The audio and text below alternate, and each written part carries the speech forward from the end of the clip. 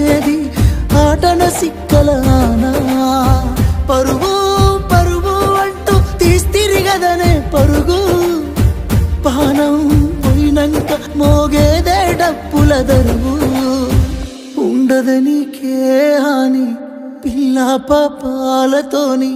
హాయిగా బతుకేను వందేళ్ళు